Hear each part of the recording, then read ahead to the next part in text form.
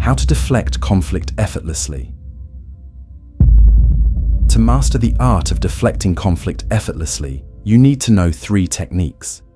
These techniques are crucial to master. By mastering these methods, you can effortlessly navigate through confrontations and maintain your inner peace in any situation. So let me tell you a Buddhist tale that will teach you how to deflect conflict with wisdom and grace. In a remote monastery nestled among misty mountains, there lived 2 monks. The older monk was known for his serenity and wisdom, while the younger monk was still learning the ways of Zen. The monastery was often visited by pilgrims seeking guidance, but among them were sometimes troublemakers who came to challenge the monk's teachings. The younger monk was troubled by these confrontational visitors, but he eventually came up with a solution. He thought, "Why not ask my elder for help to deal with these difficult people? He seems unfazed by their provocations, while I become agitated and lose my composure." After thinking about it, the younger monk approached his elder during evening meditation. He explained his dilemma. "Master, when visitors come with anger and challenging questions, I find myself becoming defensive and upset. My peace is disturbed for days afterward. How do you maintain your serenity in the face of such provocation?" The elder monk smiled gently at his disciple and replied, "My dear student, I will share with you my secret. When someone throws harsh words at you, you have a choice, to catch them or let them fall. I simply choose not to catch what is not beneficial to hold." The younger monk was intrigued by this perspective and began practicing this approach.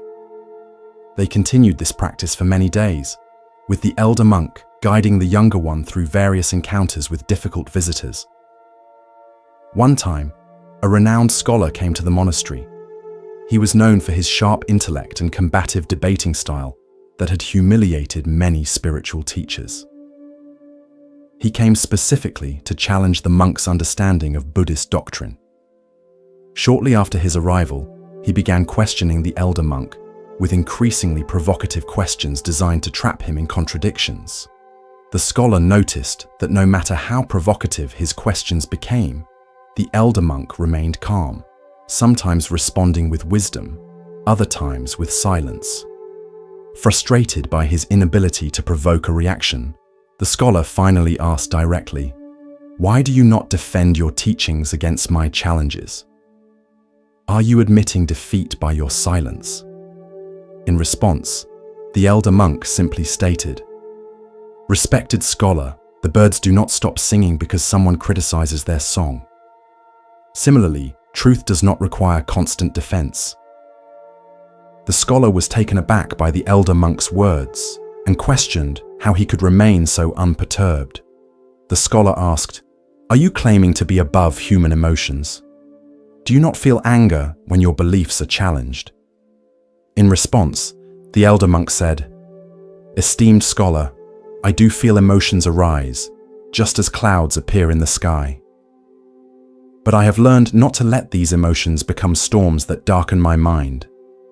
When you aim words at me intended to provoke, I see them as passing clouds. I acknowledge their presence, but I need not engage with every cloud that appears in my sky." The scholar was left astonished upon hearing this wisdom. He was unable to comprehend how someone could choose not to be offended by deliberate provocations. He pondered, how can a person not defend themselves when attacked with words? How can they choose peace over proving themselves right? How can they remain so centered when deliberately provoked? The scholar felt the need to understand this profound teaching more deeply, and thus asked the elder monk, "Master, I have spent my life in intellectual debates, winning arguments through clever words and logical traps. Now I find myself defeated by your simple non-engagement. Please teach me this art of deflecting conflict." The elder monk's response was received with genuine curiosity by the scholar, who proceeded to listen attentively. The elder monk said, "The first step is to understand that not every invitation to conflict requires your attendance. Just as you would decline an invitation to a gathering that would not benefit you, you can decline the invitation to engage in unnecessary conflict." When the scholar heard this, He expressed doubt about its practicality in real-world situations. But surely there are times when one must engage, when silence would be seen as weakness or agreement with wrong views. The elder monk was filled with compassion and nodded in understanding. Yes, discernment is key. Not all situations warrant non-engagement. The Buddha taught us to speak when our words are true, beneficial, and timely. However, many conflicts that consume our energy are actually invitations to feed our ego, rather than opportunities for genuine exchange. The scholar had many questions in his mind and decided to ask the elder monk to get to the bottom of this teaching. Look, I understand the theory of what you're saying, but I've built my reputation on intellectual prowess. If I don't engage when challenged, won't I lose respect and influence? In response, the elder monk said, "Scholar, reputation based on winning arguments is like a house built on sand. True respect comes from wisdom, compassion, and integrity. These qualities shine more brightly when we choose our battles wisely." The scholar responded, "You speak of choosing battles wisely, but how does one make that determination? How do I know when to speak and when to remain silent?" The elder monk responded, "Before you speak, ask yourself 3 questions. Is it true? Is it necessary? Is it kind? If what you plan to say doesn't pass at least 2 of these tests, perhaps silence is the wiser choice. Additionally, observe your motivation. Are you speaking to clarify truth, to help others, or merely to defend your ego?" Hearing the monk's guidance, the scholar said, "You must give me practical examples. How do I apply this wisdom in daily life when faced with provocations?" The elder monk said, "Scholar, if you want the answer to this question, you will have to do me a favor." The scholar asked, "Tell me, what do I need to do?" The elder monk responded, "For the next week, whenever someone provokes you, count to 10 before responding. If after counting, you still feel the need to respond, then do so. But if the urge has diminished, allow the moment to pass in silence." The scholar was initially resistant upon hearing this, feeling it was too simplistic, but he eventually agreed to the request and promised to practice this technique for a full week. At that moment, the elder monk expressed another teaching. There is also great power in acknowledging without engaging.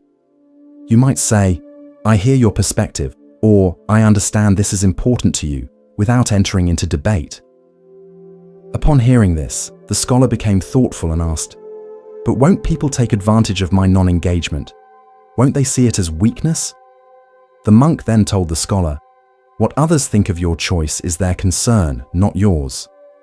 True strength lies not in controlling others' perceptions, but in mastering your own responses. A tree doesn't argue when the wind blows. It simply remains rooted while bending with flexibility." The scholar is intrigued because everything the elder monk has said challenges his lifelong approach to intellectual discourse. Upon hearing this wisdom, the scholar immediately applied it when another visitor to the monastery tried to draw him into a debate. Instead of his usual combative stance, he practiced acknowledgement without engagement. The visitor eventually lost interest and moved on. Upon witnessing this, the scholar went back to the elder monk and asked, "How did you learn this wisdom? Was it taught to you, or did you discover it through experience?" The monk replied, "Scholar, it's quite simple. Early in my training, I exhausted myself with needless debates and arguments. I noticed that after each confrontation, regardless of whether I won or lost, I felt depleted. My meditation suffered, my compassion diminished, and my mind became clouded. One day, when a particularly difficult visitor came, I was too tired to engage. I simply listened and then continued with my duties. The visitor eventually left, and I realized I felt peaceful rather than drained. Now you tell me," he continued, "after your experiment today, how do you feel?" The scholar responded, "I feel strangely at peace." The visitor wanted to argue, but when I didn't participate in the way he expected, he soon tired of his own anger. It was as if I refused to add fuel to a fire, and it naturally burned out. The elder monk said, "You are quite wise. All right then, let's proceed." He added, "Answer one more question correctly, and I will share with you the final technique." The monk then asked, "Tell me, when someone insults you, who is in control? The one who speaks or the one who chooses how to respond?" To this, the scholar responded, "Previously, I would have said the skilled debater has control, as they can manipulate the conversation. But now I see that true control lies with the one who decides whether to engage at all." The elder monk responded, "Your answer shows wisdom. Remember that no one can force you to enter a conflict without your consent. Your reaction is always your choice." The scholar said, "I want to know more about this. How can I train my mind to maintain this awareness in the heat of the moment when emotions arise quickly?" The elder monk responded, "Scholar, I can tell you right now how to train your mind. But before that, I want you to promise that you will practice these techniques daily, not just understand them intellectually." The scholar said, "I promise to practice diligently." And then the elder monk shared his final teaching. The third technique is to observe your emotions without becoming them. When provocation arises, notice the first stirrings of anger or defensiveness in your body. Where do you feel it? Is it heat in your face, tension in your shoulders? Upon hearing this, the scholar began to pay attention to his bodily sensations in that very moment. He noticed tension in his jaw that he hadn't been aware of before. He asked, "Master, I notice tension in my jaw even now. What should I do with this awareness?" To this, the monk's response was gentle yet direct.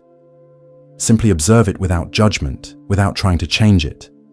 With continued practice, the space between stimulus and response will widen. In that space lies your freedom to choose." Upon hearing this, the scholar is delighted and immediately begins to practice observing his physical sensations without becoming identified with them. He asked, "How long did it take you to master these techniques? Will I need many years of practice?" The elder monk replied, "Scholar, you have asked many meaningful questions, and I have shared what I know from my own experience. The time it takes to master these skills varies from person to person. For some, a moment of true insight is enough to transform their approach to conflict forever. For others, it requires consistent practice over time. The key is not to measure your progress, but to return to the practice each time you find yourself pulled into unnecessary conflict." The scholar bursts into gratitude and says, "Your teachings are like cool water to a thirsty traveler. I have spent my life mastering the art of conflict, only to find that mastering the art of peace is far more fulfilling. But tell me one last thing. How do I maintain this practice when I return to my normal life among people who value winning arguments above peace?" To this, the elder monk said, "Scholar, I am merely a fellow traveler on the path. The mind has its patterns, and these patterns can be reshaped through consistent practice.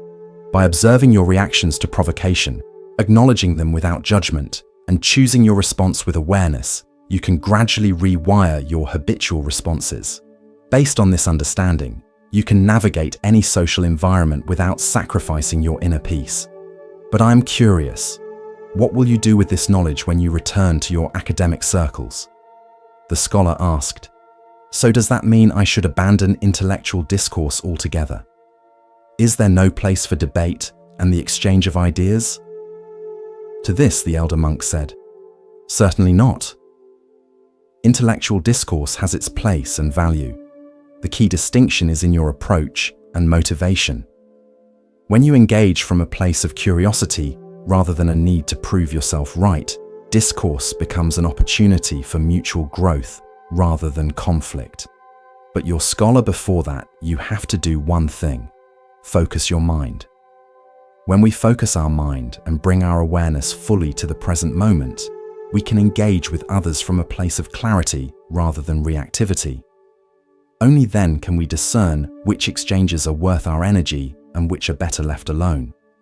If we are clouded by the need to defend our ego, how will we know the difference between valuable discourse and needless conflict? Because we are trapped in our own narrative rather than truly listening. To know when to engage and when to step back, first and foremost, we need to focus our minds and bring them into the present moment. After that, we can pay attention to the quality of the exchange and decide wisely whether participation serves a higher purpose or merely feeds a cycle of conflict. After that, the elder monk told the scholar, "Your patience has been admirable. I will now summarize the 3 techniques by which you can effortlessly deflect conflict and maintain your inner peace." Then the monk says to the scholar, "O scholar, the first method is to recognize the invitation to conflict and consciously choose whether to accept it. The most important thing when someone attempts to draw you into an argument is to pause and ask yourself, is this exchange likely to be productive? Will it lead to greater understanding or merely to the reinforcement of existing positions? I don't engage in every debate myself, but I learned this skill from the revered Gautam Buddha many years ago. He was my teacher and guide.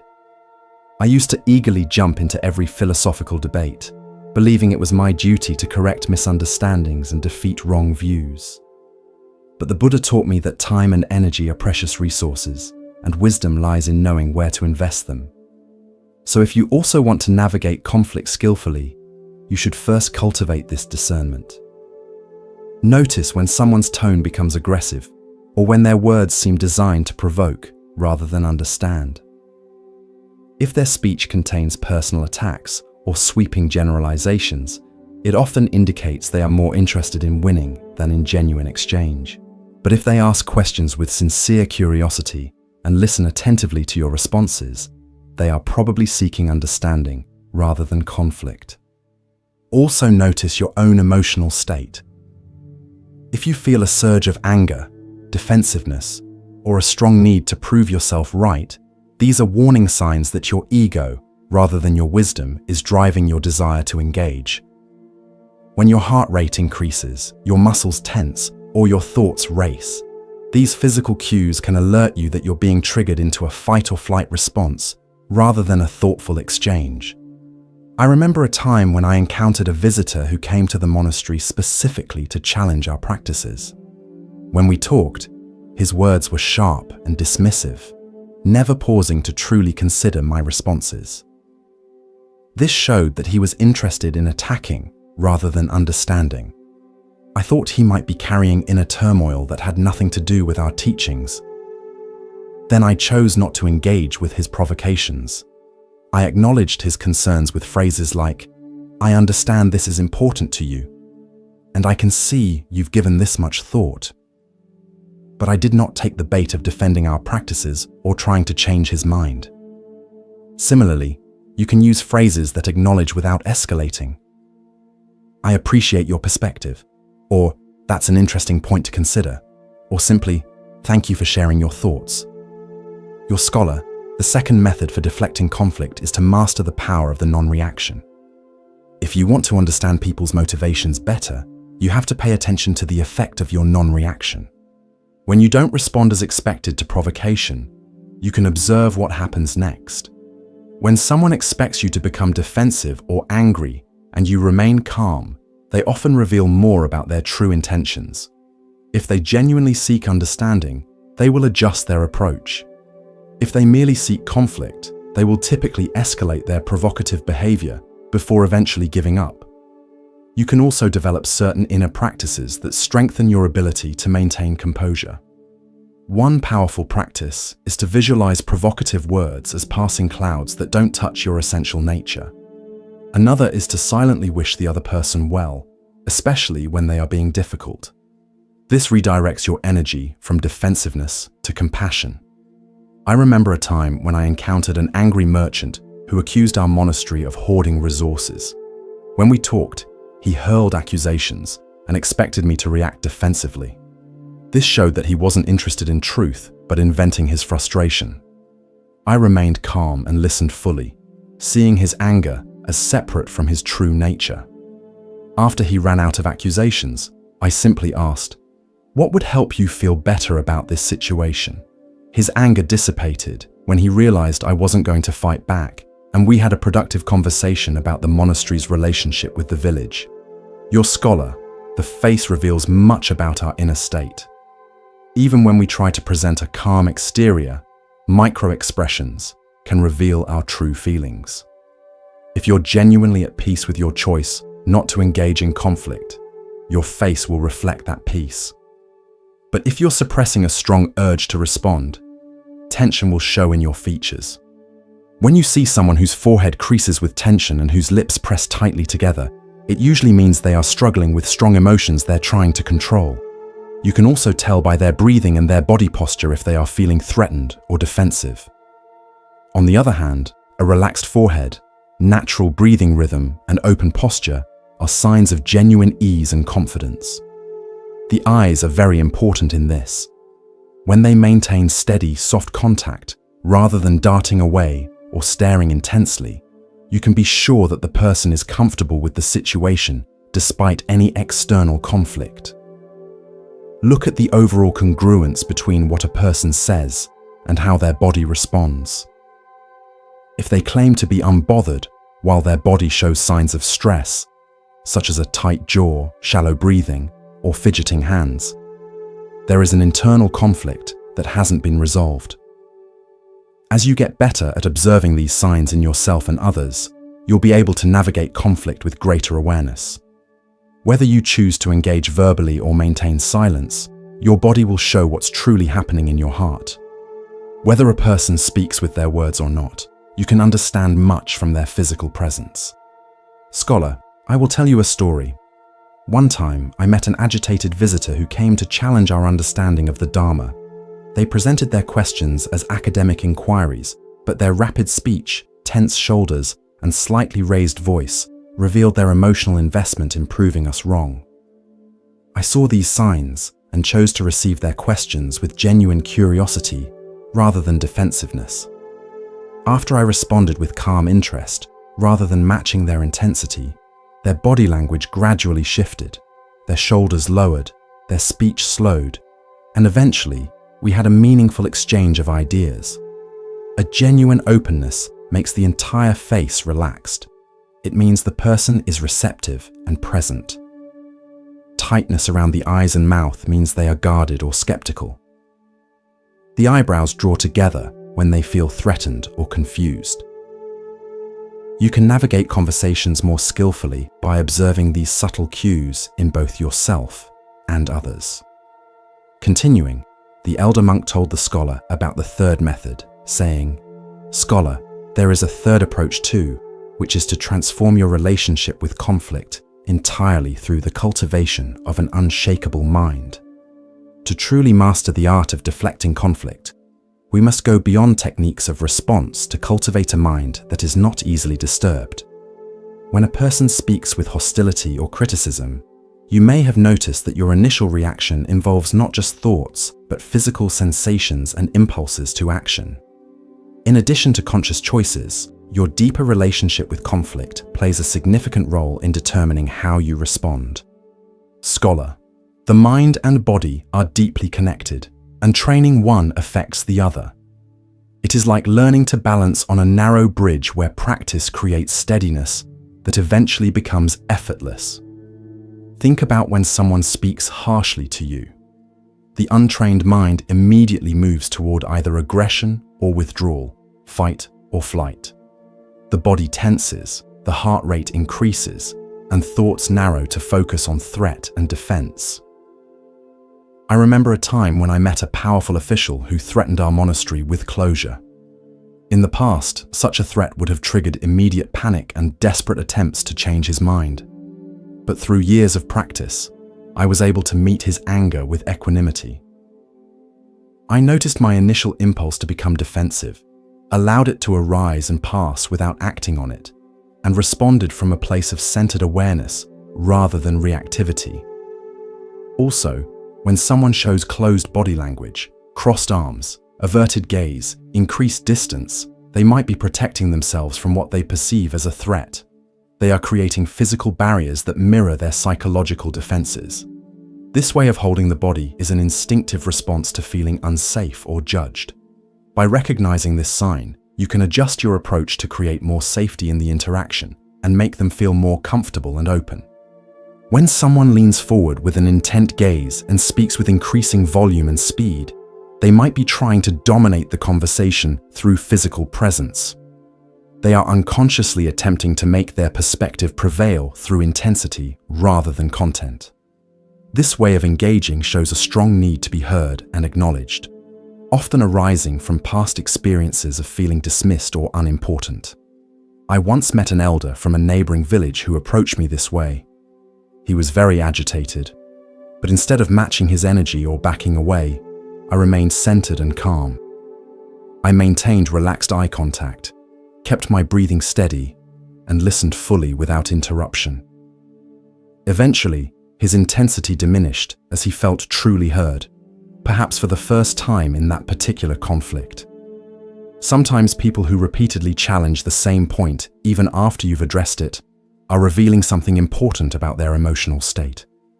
It often means they don't feel resolved, even if the logical point has been addressed.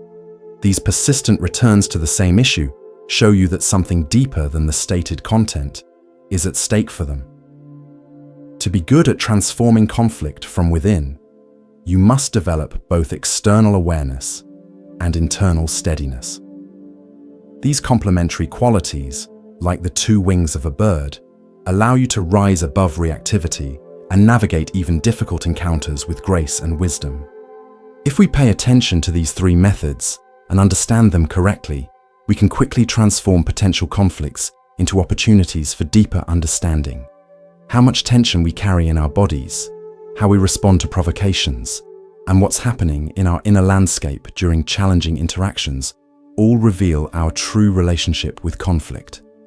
However, before mastering any technique, you have to focus your mind and bring it into the present moment. Only then can you pay attention to all these dynamics, understand them clearly, and respond with wisdom rather than reactivity. Otherwise, if you are preoccupied with thoughts about being right or fears of being wrong, you will never notice the subtleties of the interaction, and you will never navigate conflict with true mastery.